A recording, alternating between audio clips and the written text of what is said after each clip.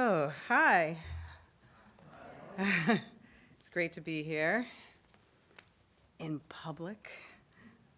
Okay.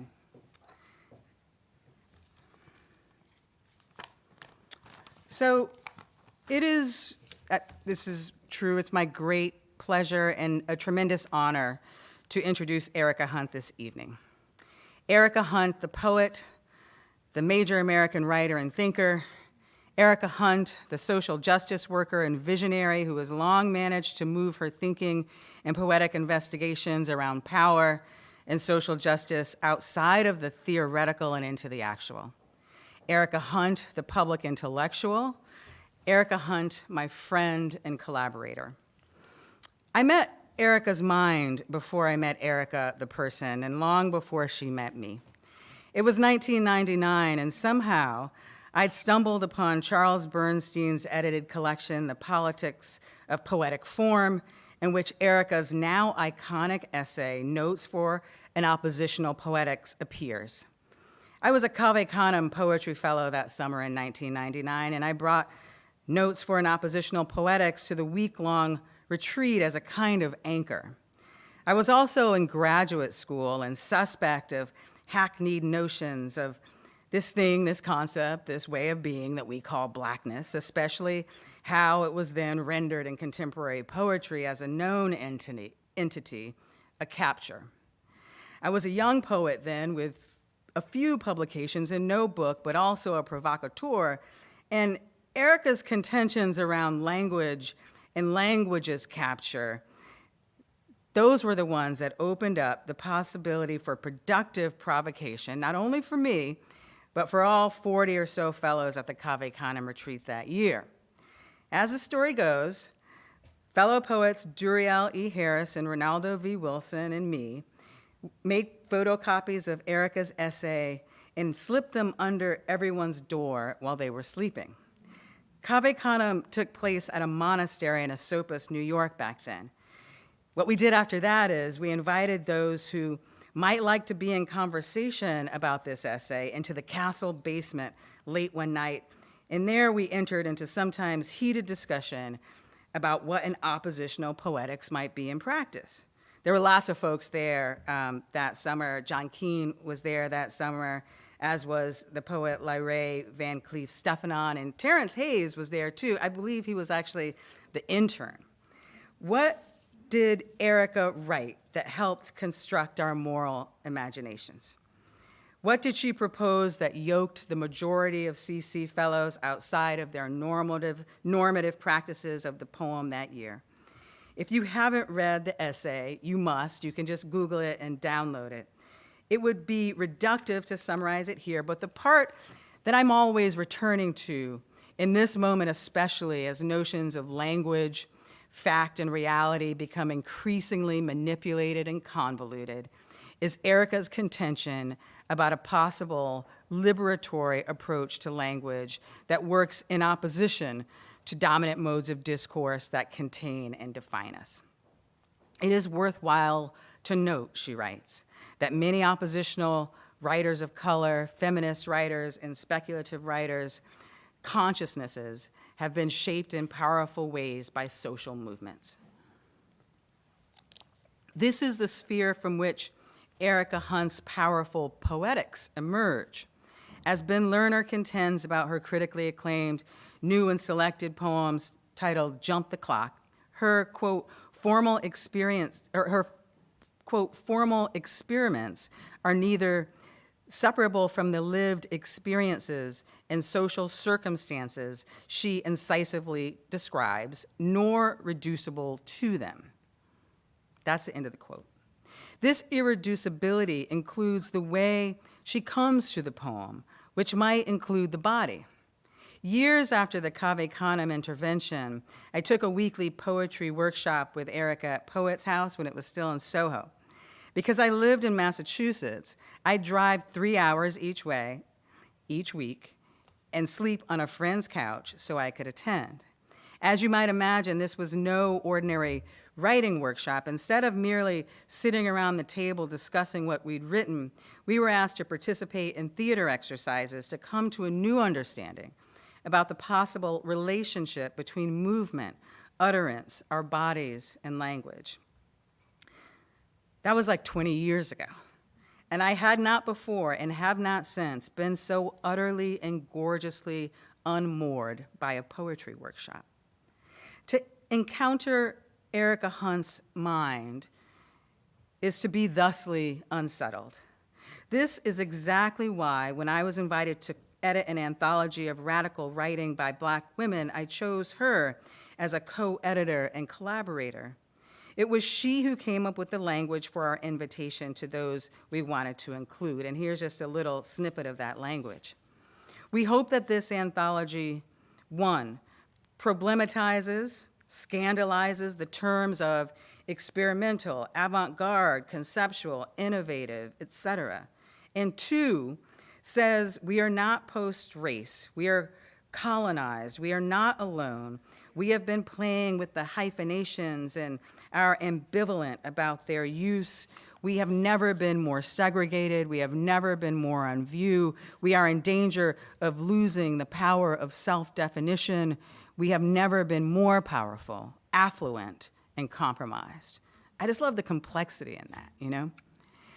I knew that Erica would not allow the book to exist in a settled space of the already known when it comes to thinking about notions of race, gender, and poetry. I knew, too, that she would be key to helping me to articulate, and also just doing it on her own, articulating the claims of the anthology in terms that speak to our current moment in which the Black body is deranged as a disposable object.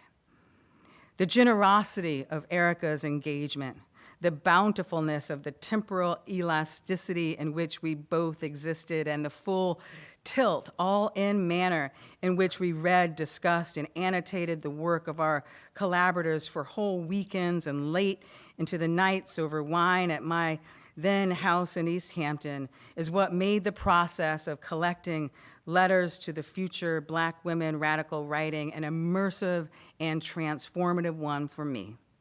It is also the process through which we became dear friends. Writers who are unsettling, wrote Toni Morrison, can disturb the social oppression that functions like a coma on the population. And this is exactly what Erica Hunt does in her poetry, in her prose, in her beingness. Please join me in welcoming to the stage the singular Erica Hunt.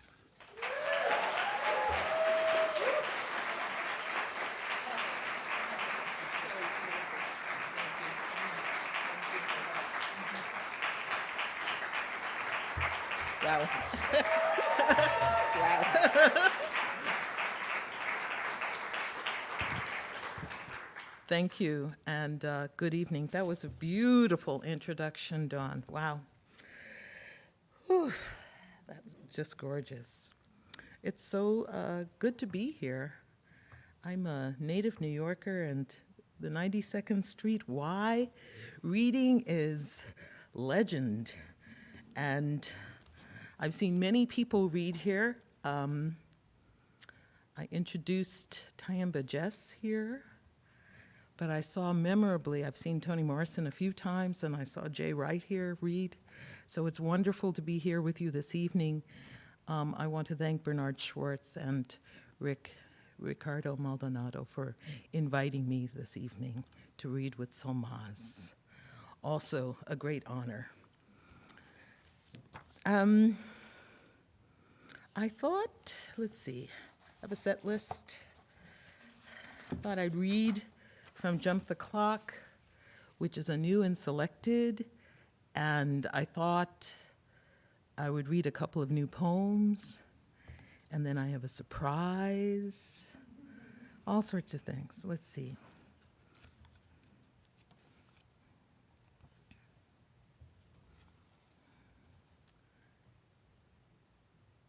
Reader, we were meant to meet and not disappear in the dredging.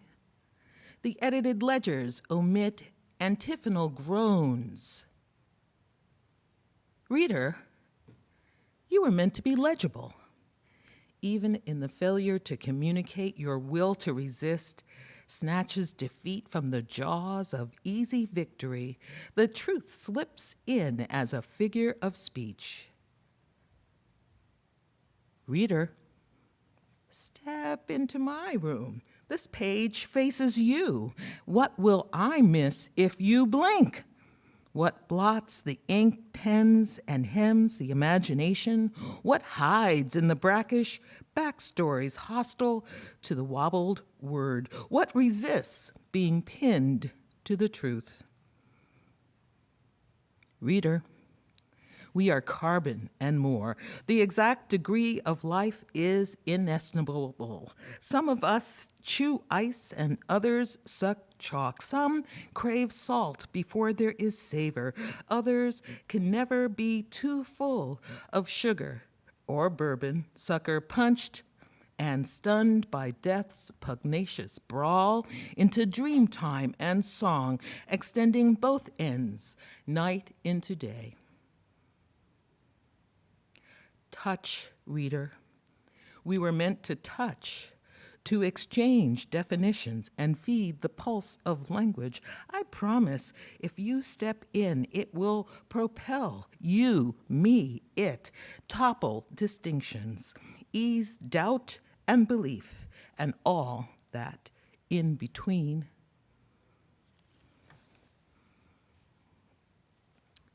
Fool for love. I cannot claim rigor or music blindfold or hormone-heated hunger. I cannot claim ache, my bulb dimmed or exhausted. The binary phantom has stopped breathing calamity in my direction. I cannot claim mistaken destiny or hole in the cards of singularity. A dull solitaire never wins or loses. I cannot claim habit haunts an empty chair or drives me to disestablished echo. I cannot claim arousal by flame sputter, fire drowning crackle. I cannot claim amnesia, that abandoned plastic bag, bursting testimonies by the curb, discarded with damp coffee grinds. I cannot claim perfect enthusiasm. I grit my risk against high drama, yet flowers appear eye to eye. I cannot claim my grain is porous and thunder ready to soak in less heaven and more earth, a ton of mud. I cannot claim my double won't appear when I least expect her, throwing a tantrum and galoshes, following her thumbprints. She blows things way out of proportion, and she doesn't always use her name.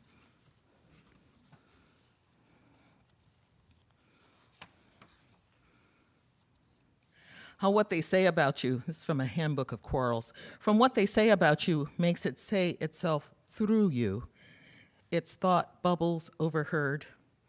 It's even close captioned in your voice, inserted like a chip in the back of your head. The king is dead, and long live Elvis impersonators. They're the only ones who receive royalties now, quoting the original tenants and leaving empty suits to writhe on stage, to booty bump and drop to feed the hungry beats, ripping harmless in a televised cage. See, there's no danger here anymore. They got all the signifiers they need. You see, N is a household word domesticated by suicide ideation officers who look just like you. Today, they are looking out for the color-struck and the color-stuck, hue by hue, dead or alive, color drained and poured back into. Speech enacts domination, becomes the vehicle through which social structure is reinstated. Speech constitutes its address at the moment of its utterance. The words will puncture you in a friendly fire, and so familiar it deafens. Is the speaker the puppet or the puppeteer? Sleight of hand, an ancient forgery conducted in language so under the skin, we think we are speaking our own thoughts. At the end of the line, is that a noose or a question mark?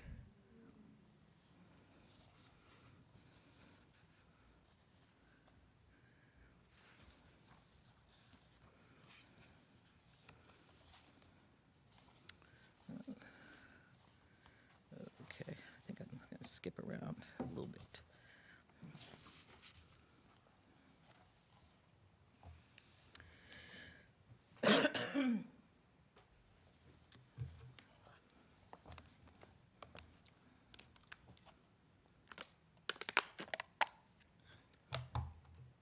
Invisible hands. Trade down the block, around the world, down the food chain, from forward to back. To escape the air-grabbing heat, the crop fails, the monsoon in June. It's a fluke of the weather, a storm of flowers whipped into a rain that claimed the last village. The residents head out to the city to make money. They never make the money they seek. Instead, they make keychains, sneakers, baseball gloves, flame-proof nightwear, transmissions, stereos, computer chips, Gap jeans, rugby polo shirts, dolls with the features of Norte Americanos or slave girls or Indian princesses living their lives in legend, unlike their own, except for an unlocatable middle. Just in time, the chain continues unbroken to unwind the thing after thing after thing after thing after thing, a line of never broken nouns.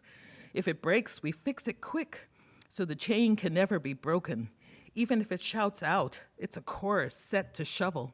The rocks never seem to disappear, but become dust, a dust that lasts from morning to morning, chained to a logic we are doomed to follow.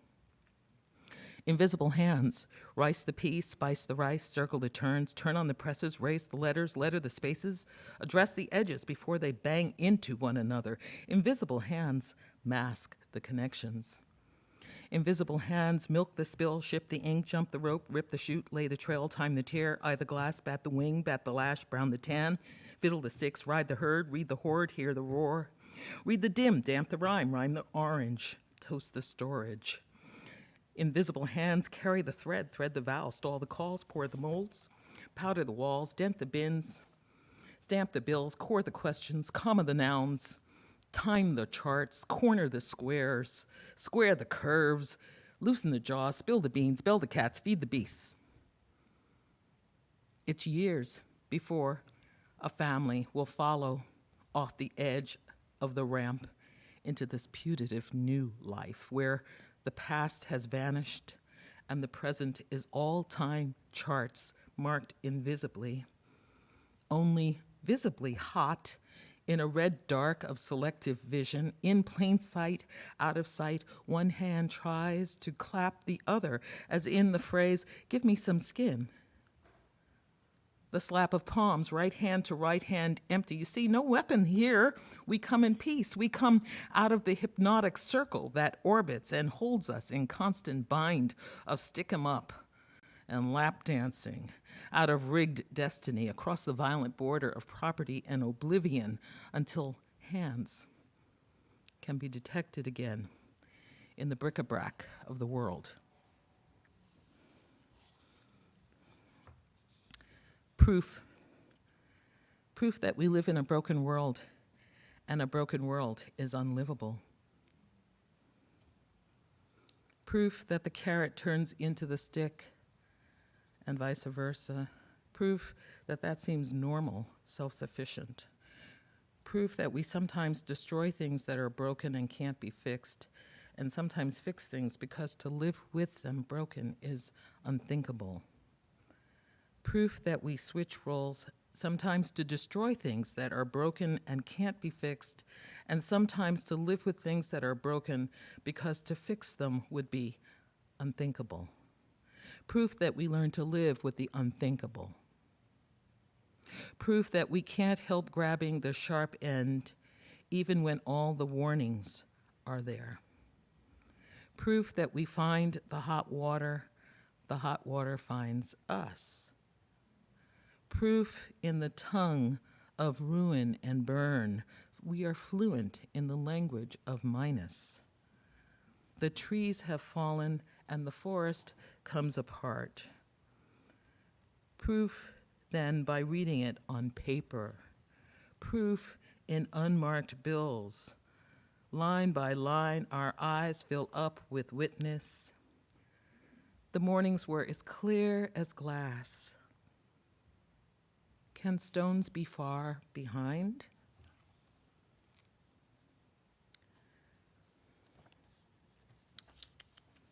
So that was my prophetic 9/11 poem. Yeah. I wrote that before 9/11, and there it was. We were in it.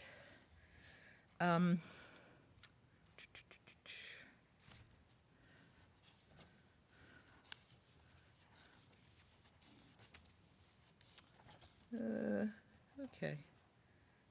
I'm going to read from Veronica, which is a sequence of poems in response to the extrajudicial executions of Black people by police. Not a cheerful subject, but I made myself focus on that for a few years and wrote a few poems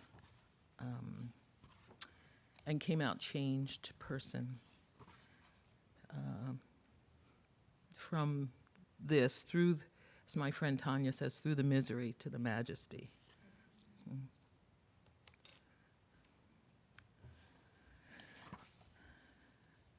Someone matching your description.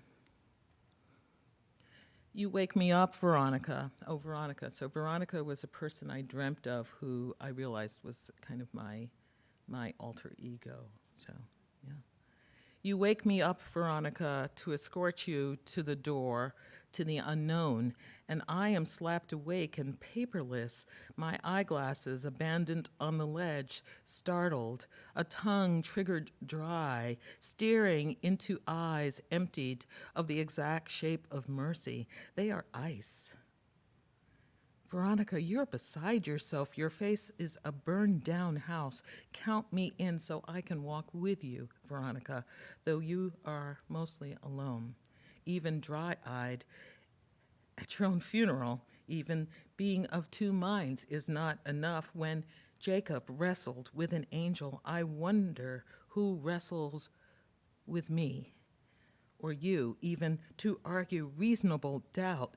When I know they never leave their guns, they carry them everywhere, into churches and bars and courtrooms. They put scare quotes around the world. They are never mistaken. There are no words for mistake, no words for mistake, no reason for indefinite register. They speak in a prose that refuses to be tamed by thought's inflection, always mad as hornets, in a front pocket, inedible, stuck on fear of deserved reprisal, the axe that never quite falls. Hold that thread, please. So they call to query, pray, footstool, and chattel, someone's back to stand on to enable them to climb the ladder faster, unletter the ladder faster. There are no words for mistake, no obvious thread that binds the master to the missing supply of mastery, even. Sleeping histories, abolished fictions live absent the bigot whose afterthought is our undermine. Just one knowing, as if there was one knowing what is known from before, and knowing what the owners of copious knowing know without speaking, say without saying exactly. Be my scapegoat. Be my sex toy. Be my just dessert, my bowl of candy, my profits, my penciled thought, my extinction.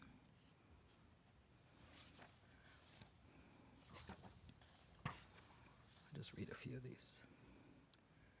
43% of the people killed were not in the middle of committing a crime, but were stopped for suspicious activity. Suspicious activity. Arresting face.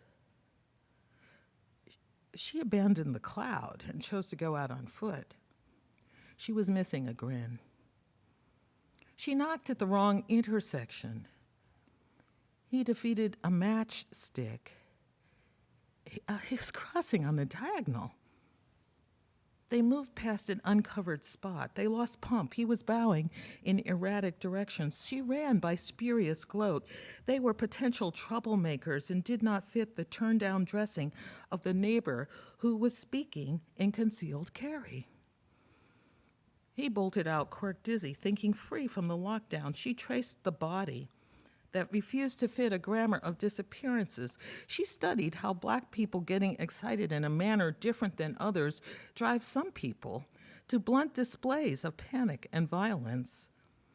She studied how Black people getting elected in a manner broader than others drive some people to blunt displays of panic and violence. Lamenting in an appropriate structure has rendered her hoarse from not screaming. She is blind from reading from inside her lids. You know, I would show you where it happened on a map, but the cursor of the public's attention has vanished.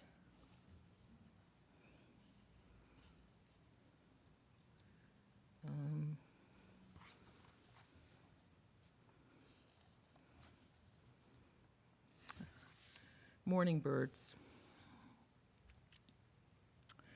Here 1,000 birds dispute.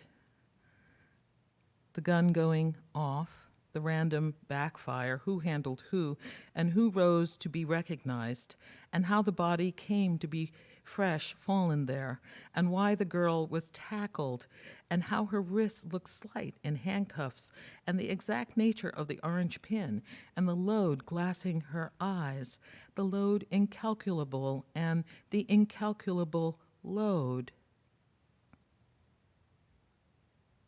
Here 1,000 birds dispute. The fresh blood on the sidewalk, the battle line, how was it chosen? Had there been a trial or any doubt, and if so, how it was framed? Did the shot hang in the air, and who was there to hear it? And here, hold this thought, 4 are shot per day. As xenon follows its element, or night, its daytime shadow, as penumbra fades into solids, and endures a rain of blows, there falls a rain of blows. Here 1,000 birds dispute. What went wrong? It's the stopped clock, the orange pin, the random call, the fall from childhood, the fall incalculable, the incalculable fall. This time to not let the familiar obsequies mask obscenity, twist lips. The birds dispute these two, the televised worship of cinders. It's riveting. Junk heartache abetted by hollow gestures. The birds' disputations grow louder, frantic against glass, stunned, splintered, and hushed in shadowy, honeyed innocence. The gun going off, the random backfire, appears as random as asking, who's got the gun? Who owns the gun? Who sold the gun? Who pulls the gun? And who does the gun let sleep?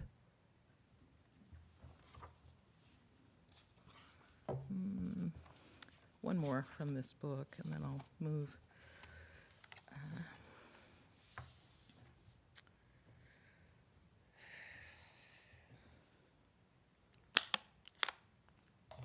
Broken English, a lamentation. Wound up in words, wounded, re-wounded, the beaten, bulleted body repeats wound, reads into ache instead,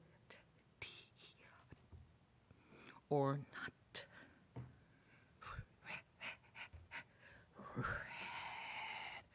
Ready or not, already or not, be, red, be, broken, syllables, detachment.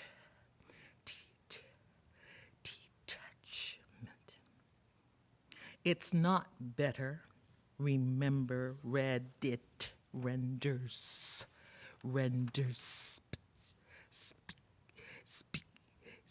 speechless tenderness its trips can dread lick, can cling into bro, bro, bro, bro, bro, bro, bro.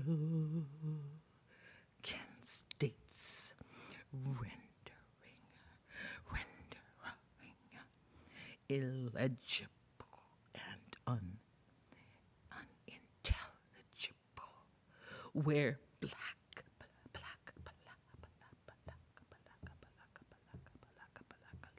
suppressed by law's severed tongues to cow us and scowl us mute.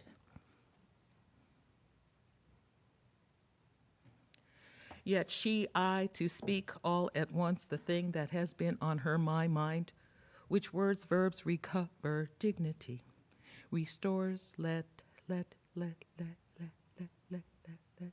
to the unmuffled, unmuzzled, full-throated sound as in some bodied, the dead line scorch the proper order of scorched zones of property, proprieties in tension, returns me day after day to variations of the question how to breathe freely. Despite shackle, rattle, and pummeled jolts, where does glare recede? When do words lead to care beyond sight, out of sight? A path to better resist.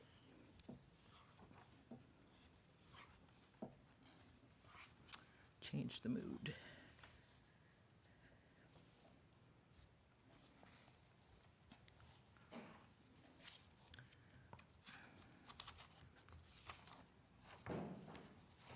I'm going to read a poem by Solmaz from her beautiful book, Customs. A little segment change.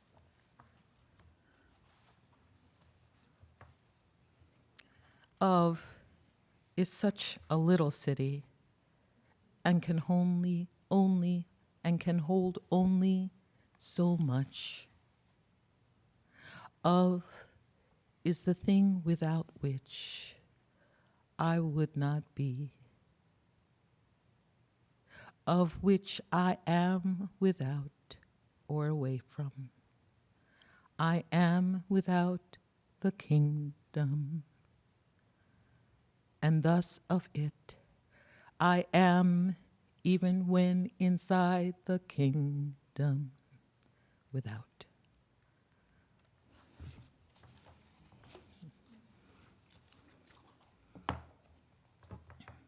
Context is all. This me, not that me, that them, no, the other them, that we, or this we, all we, both of them, and all of we, when they're not here, but me then, and before we, when we, how we, when we spoke then, never spoke back to them then.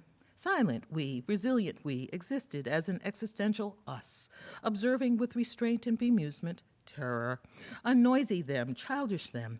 And if we overspoke, we spoke, using our bodies to them, our head tilted or hands back at them, or facing them with all our backs, never breaking face, so masked to all senses of them, all tenses of we, over-prepared. We had better be better. We had better be better than them. We had better be better, beginning and end, early and fitful. We had better be better, beginning and in the middle too. Be better between life and death, better in the visible, sure better than them, in the places they overlook than them and their soundtracks. We had better be better than them who draft and redraft themselves. We had better be better being draft cells than them, even if it meant drowning in virtuous poison.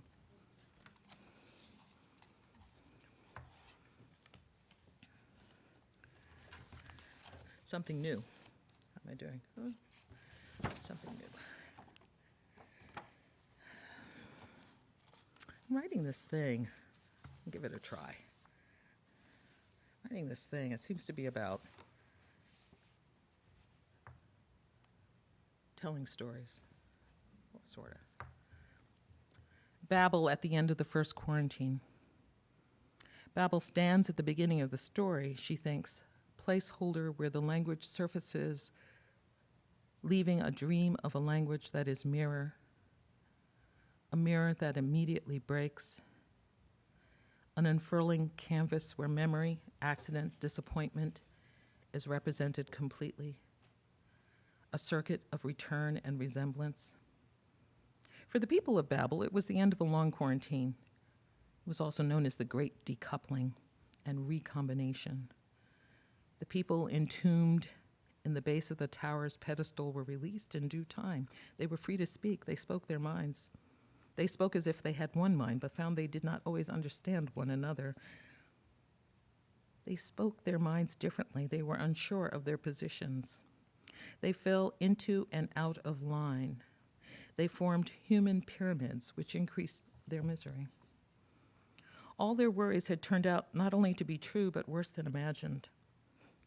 Arguably, events had done more than merely turned out unpredictably.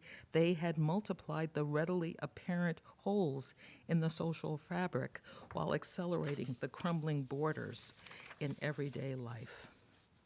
For instance, the calendar slipped the harness of months and days and began to lurch between long weeks and short weeks. Some weeks were days long, and some days were weeks long. It was confusing.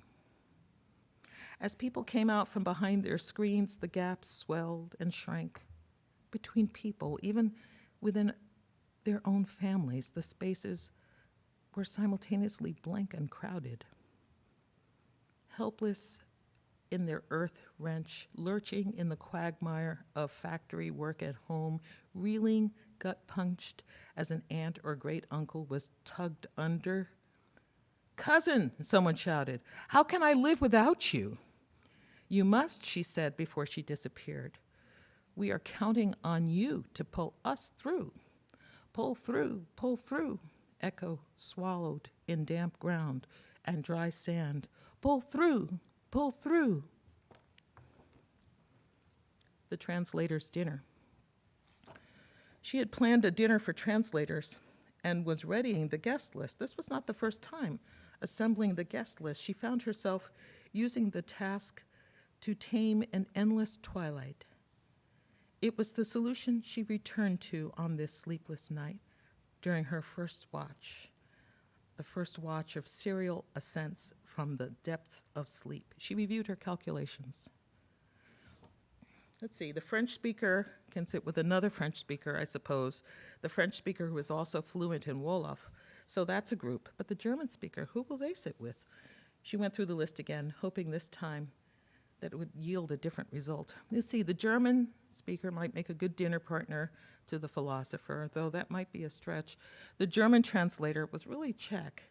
And then there was the translator of Korean, also a Chinese speaker who was born in Britain, but also a philosopher.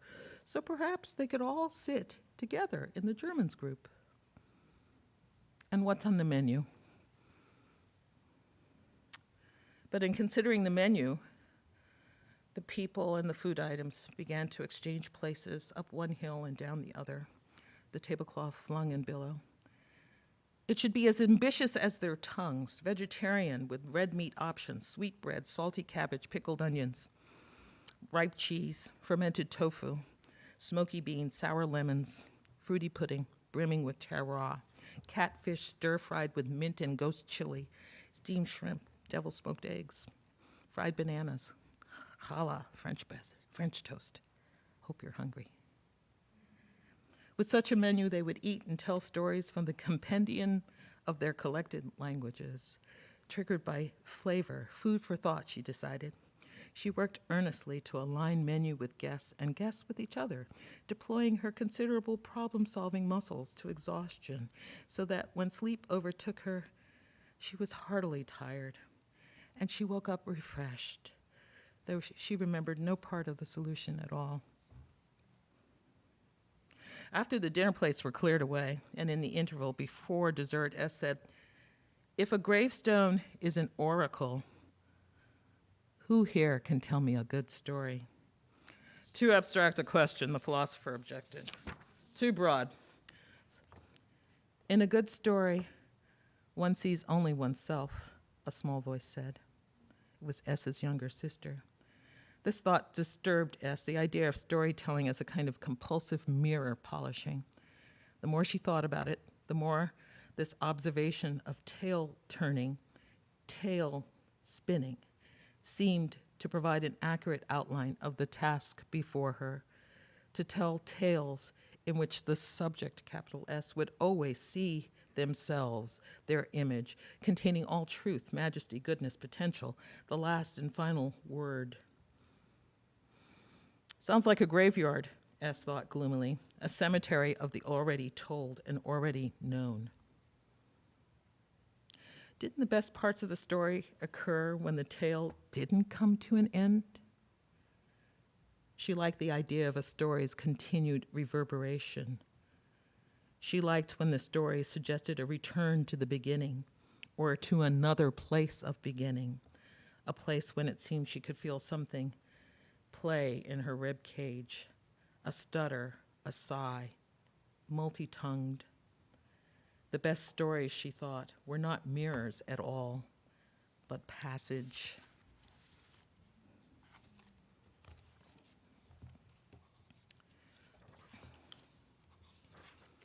I'll finish with a few, the last poems in Jump the Clock.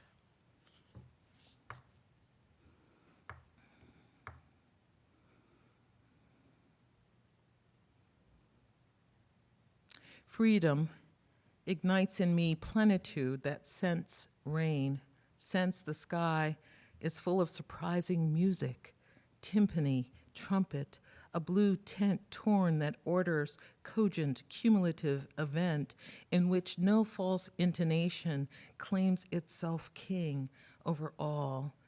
Every last woman, man, and child, proof the rain falls, never to be worn out. Freedom is the breaking point beyond rage.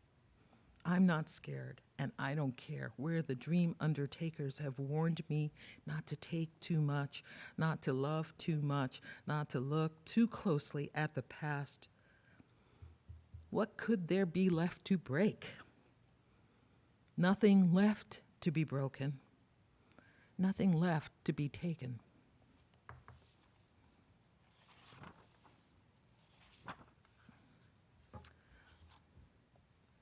Finish right here. Line on Love's Loss for Ahmaud Arbery, George Floyd, and Breonna Taylor.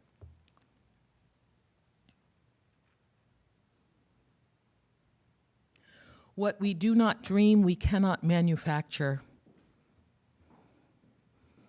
Art follows ear and echo, covers, chooses, selective eyesight, searches the dust, and is surprised by love's apophatic blinking. What love sees in daily light holds open color, ink, roar, melody, and quiet, is its own steady gaze to better endure bumps. Always more song to be sung between the words, jars memory and its subatomic, moving at the speed of thoughts, in random thirsts rise, name the sensations, fish for breath, combing through here as tangled as nets, as thick as the beat of blossoms, a fine line between mind and senses spinning, in which her, my, their body becomes expert, without waiting for the unified theory, to love the body of one's choice, and to live so surrounded, with fewer asterisks and more verbs and less security alerts, their eloquence before and above the grave. Thank you.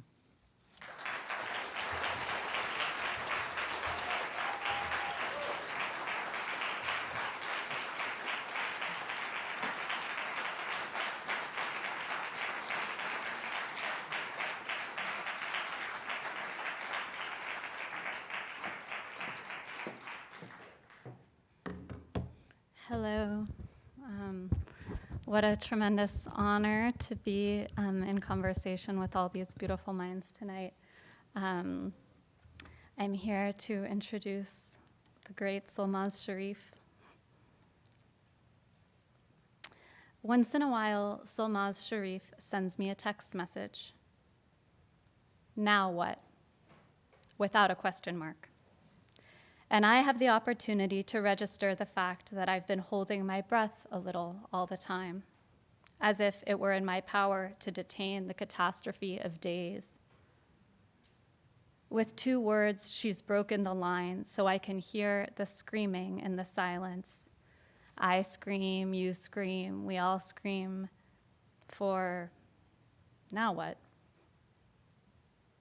We've never lived in the same city, so Solmaz exists to me mostly as these unpunctuated lines on a screen, and lines, of course, on the printed page. I go back and forth between them when I think of her, the way, listening to a song I love, I try to follow the melodic intersections of piano and voice. Frugal musicality is how Kristeva describes Depression's speech, she explains to me in her poem Beauty. And I wonder if we've made enough of Solmaz Sharif's musicality, which is about as frugal as the blues. More common to comment upon the anger in her lines, and she does too, calls it Goliath, my school of resentment. Maybe because to speak it as she does, no longer wrapped, quote, in velvet for the patrons, violates a taboo that we must test now together in discourse. There's some sheen on her teeth when she parts her lips. We met at a writing conference where I was meant to work as a waiter, as she had done the year before. And that summer, the waiters decided we no longer wished to sing and dance for the patrons or replace their dirty napkins with clean folded ones. I mean all of this very literally. It was bread loaf. And Solmaz was the only one in the class above us to say, do it, keep going. It's like she says towards the end of the new book, Customs, I tried to leave the literal, but it got lonely, which is why we still text, I guess, about the meager pay. Later in the same poem, I hear her laughing back there. Earlier in the same poem, she says, I tried to say it was dead, the song, but then it came, my mother singing of Cyprus. To me, that music isn't frugal. Audre Lorde describes the uses of anger as libation for her fallen sisters, and especially for the symphonies of anger among them. There's an erotics to Solmaz Sharif's anger, an erotics of participation. The way I repeat after her, now what? Emboldened, intensified. It is very private to be in someone else's syntax, she writes, but all the while sending me songs where together we share in someone else's private syntax and let it interrupt our own. Frugal musicality is the most generous dispensation I know. Of is such a little city, Solmaz Sharif writes, but she makes it seem livable, changeable in how she enunciates it. This time, she sends me a Phyllis Dillon song, The Right Track, in which I can hear the echo of her mother's stony path with cypresses. These are the lyrics. If you want to be on the right track, baby, you better move along with me. Though the road may be lonesome, though the road may be winding rough. You'll forgive me, dear Solmaz, dear Aleph, if it took me this long to realize it was a duet. Thank you. Solmaz Sharif.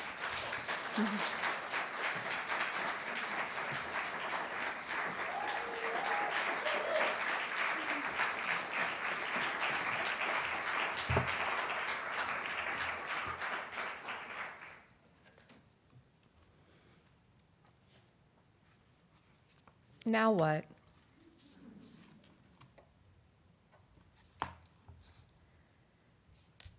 And so I sat at a tall table in an Ohio hotel, eating delivery.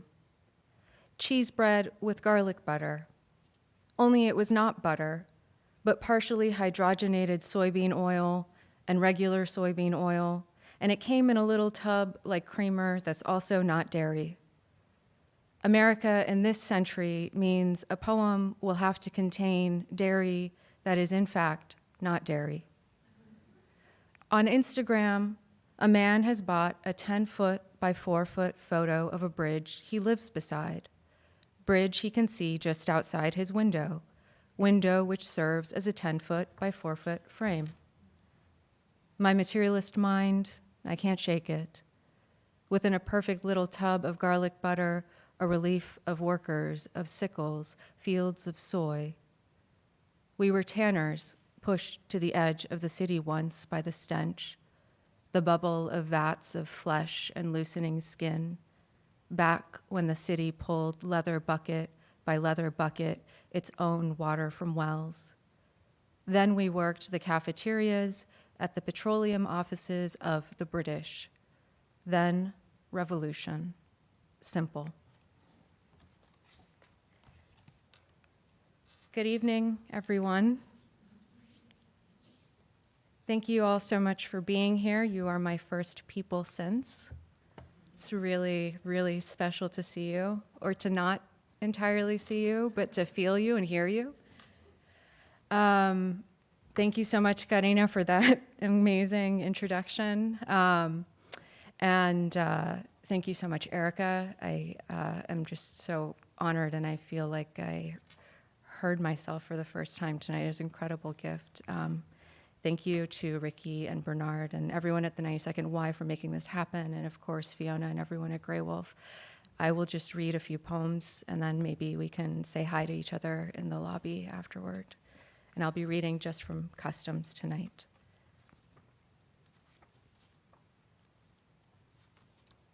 Beauty. Frugal musicality is how Kristeva describes depression's speech. Cleaning out the sink drain, the melted cheese, the soggy muesli. My life can pass like this, waiting for beauty. Tomorrow, I say. A life is a thing you have to start. The fridge is a thing with weak magnets, a little sweaty on the inside, a bag of shriveled limes, arugula frozen, then thawed, then frozen again, still sealed. I haven't touched anyone in a year. You asked for beauty, and one morning a small blue eggshell on the stoop shattered open, its contents gone, likely eaten. M asked if I've ever made a choice to live, and why. I lied the way you lie to the suicidal. A few times, I said.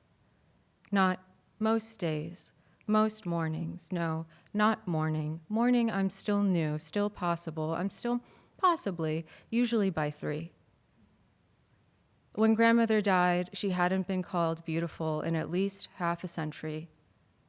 Is never described as such.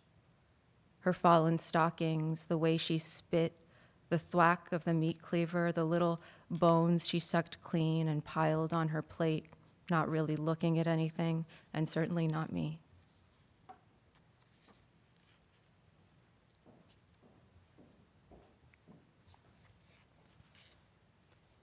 Social skills training.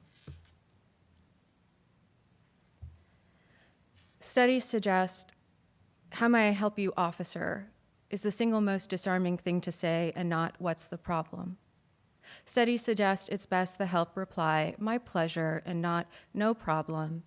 Studies suggest it's best not to mention problem in front of power, even to say there is none. Gloria Steinem says women lose power as they age, and yet the loudest voice in my head is my mother. Studies show the mother we have in mind isn't the one that exists. Mine says, what the fuck are you crying for? Studies show the baby monkey will pick the fake monkey with fake fur over the furless wire monkey with milk without contest. Studies show to negate a thing is to think it anyway. I'm not sad. I'm not sad. Studies recommend regular expressions of gratitude and internal check-ins. Enough, the wire mother says. History is a kind of study. History says we forgave the executioner. Before we mopped the blood, we asked, Lord Judge, have I executed well?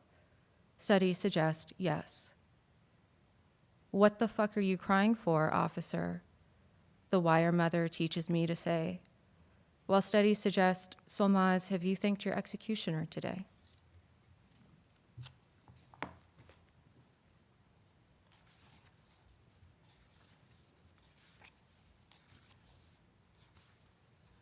As Karina mentioned, one of the ways I think about this book is a book of resentments and of bile and compromise and complicity. So you might hear some of that, like arsenic in the poems tonight. Patronage. They say willingness is what one needs to succeed. They say one needs to succeed. Our poets do not imagine a screaming audience. Our poets are used to padding, vinyl on the foldable chairs, bookshelves on casters moved aside to make space for them, a world polite for their words, a well-behaved, a world's behavior malformed, and they step in as one steps into a nursery and quiet, calms the tantrum, attempts not to wake the sleeping, the milk-drunk and burped babe. Our poets coo and beg their feet placed in a large room. Prize ring, bull ring, line through the ring of flames. Poets convinced they are ringmaster, when it is with big brooms and bins, in fact, they enter to clear the elephant scat.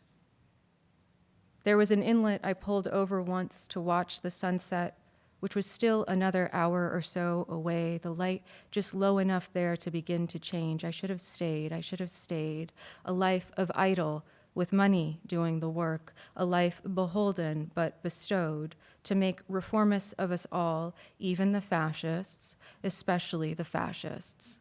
But he's a patron, but he makes a star of us, but he makes us of rank. But he's a churchgoer, and they place their hands on him and pray, and bountiful grow their wives' bellies, a bully for each family, exponential doom, singing to each other in the private gazebo of their youth. Now sing. I said what I meant, but I said it in velvet. I said it in feathers. And so one poet reminded me, remember what you are to them. Poodle, I said, and remember what they are to you. Meat.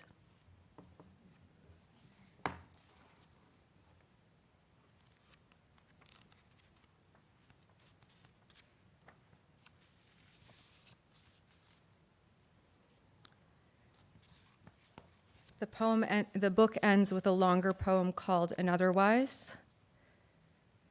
I'm trying to kind of write my way out of this school of resentment, and so I'll read a few sections of that now. An Otherwise. Downwind from a British petroleum refinery, my mother is removing the books she was ordered to remove from the school library. Russians mostly, Gorky's mother among them. The Shah is coming to tour the school. It is winter. In the cold, the schoolgirls line up in front of the main building and wait for his motorcade, knee-highs and pleated skirts shivering in the refined air. Wave, girls, the teacher says, my mother waving. Put another way, the must of the glued spines and silverfish, metal shelves, my mother reaching by tiptoe to take down Gorky, for example, filling her arms with stacks of books. The Dickens could stay, you understand. And the air is important to note for what it is doing to the pink lungs, bronchioles, a life of inflammation. Wave, girls, the teacher says, to the shivering and ironed line of them, and wave she did. And if he cared to see into the minds of teenaged girls, this king would have seen then the rifles pointed at him. When I was a small child, I think, about 5 or 6, greatness didn't touch me. Lifted her hems walking through my hall. A set of colorful magnets made an incomplete alphabet. Gouges in the chalkboard on my lap, chalkless. Someone put it there and closed the door to answer the phone. The news came, terrific. Someone howling, no. The news was greatness.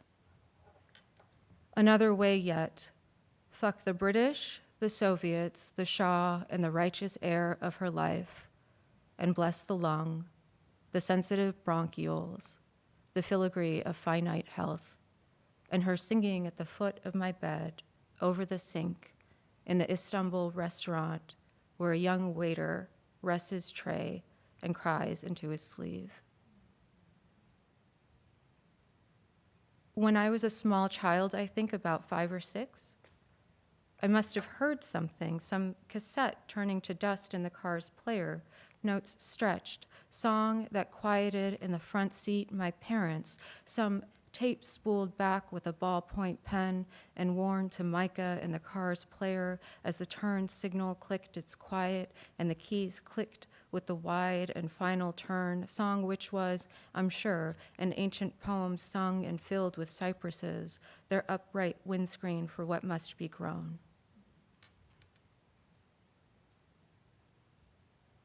Downwind, I walked the wide hallways of a great endowment. It didn't matter if I did or didn't. It changed only myself, the doing.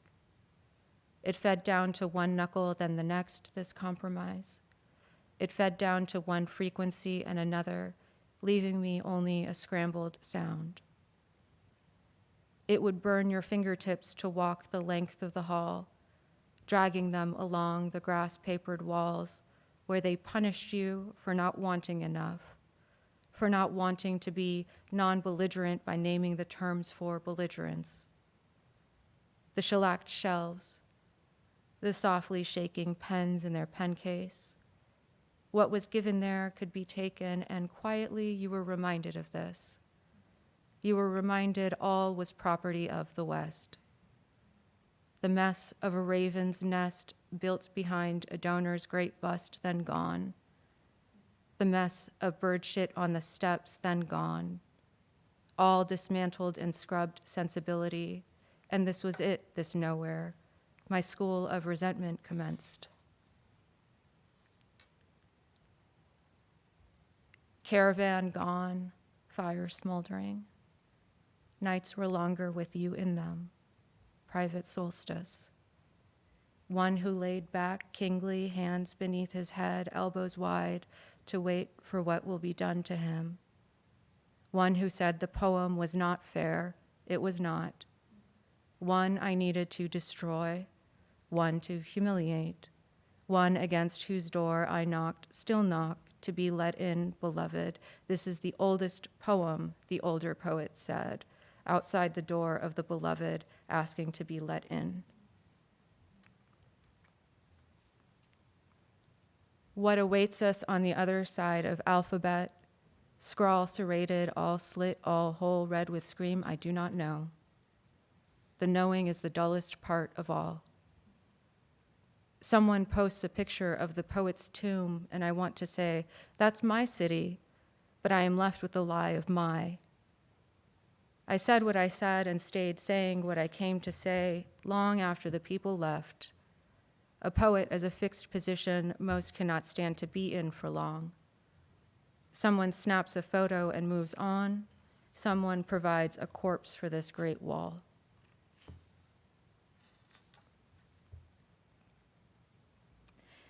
Maybe I shouldn't have taken you there, she said of our trip to her childhood home. For years, I wrote of the bumps left by the tanks churning over her roads as Braille messages from the martyrs, which meant I missed it entirely, the only it. My mother's face turned out the passenger window just looking.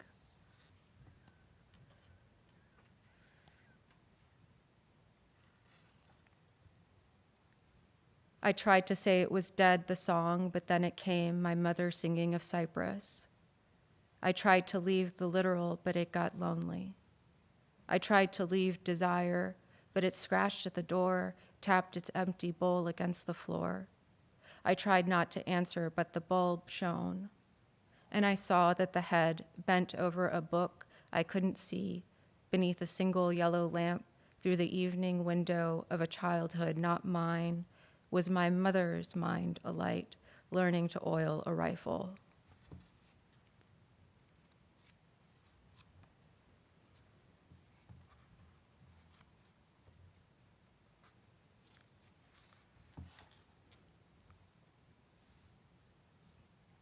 And I think I'll close with this poem.